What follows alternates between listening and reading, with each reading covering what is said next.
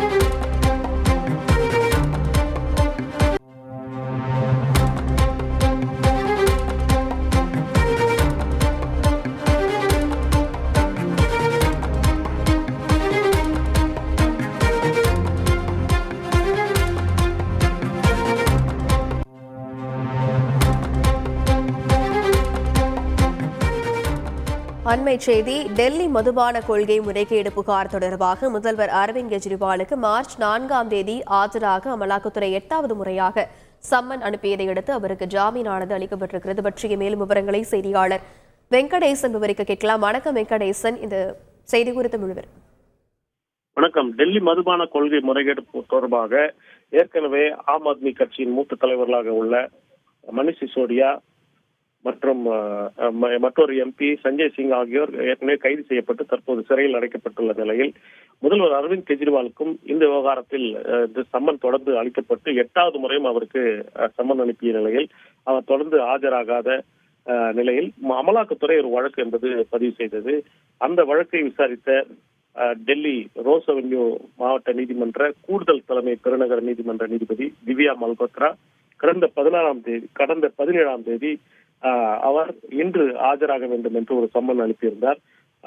மீண்டும் இதே விவகாரத்தை விசாரித்த இதே நீதிமன்றம் 2வது முறையாகவும் சம்மன் அனுப்பிய நிலையில் கடந்த மாதம் 17ஆம் தேதி நடைபெற்ற விசாரணையின் போது டெல்லி முதல்வர் அரவிந்த் கெஜ்ரிவால் காணொலி வாயிலாக ஆஜராகி அவரது சார்பில் ஆஜரான வழக்கறிஞர் ரமேஷ் குப்தா இந்த விசாரணையில் தற்போது ஆஜராக விலக்கு அளிக்க வேண்டும் என்றும் காரணத்தை அப்போது நீதிபதிகள் கேட்டபோது சட்டப்பேரவையின் கூட்டத்தொடர் நடைபெற்று வருவதால் நம்பிக்கையில்லா தீர்மானத்தின் மீது வாக்கெடுப்பு நடக்க இருப்பதையும் தெரிவித்து ஒரு விலக்கு என்பதை பெற்றார்.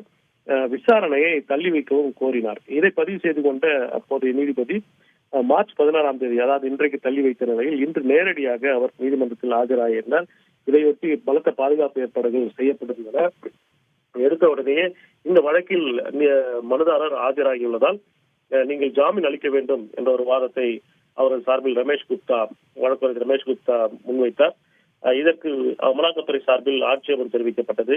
இருப்பினும் இந்த விவகாரத்தில் தற்போது முதல்வர் அரவிந்த் கெஜ்ரிவாலுக்கு நிபந்தனை ஜாமீன் என்பது வழங்கப்பட்டுள்ளதால் இது மிகப்பெரிய திருப்பத்தை, குறிப்பாக மக்களவை தேர்தல் நடைபெற உள்ளக்கூடிய சூழலில் அவர் கைது செய்யப்படுவாரா, அவர் தொடர்ந்து விசாரணைக்கு அழைக்கப்படுவாரா என்ற ஒரு விஷயம் என்பது தொடர்ந்து விவாதத்துக்கு ஆளாக நிலையில் அவருக்கு ஜாமீன் வழங்கியுள்ளது தற்போது மிக மிக முக்கியத்துவமாக பார்க்கப்படுகிறது.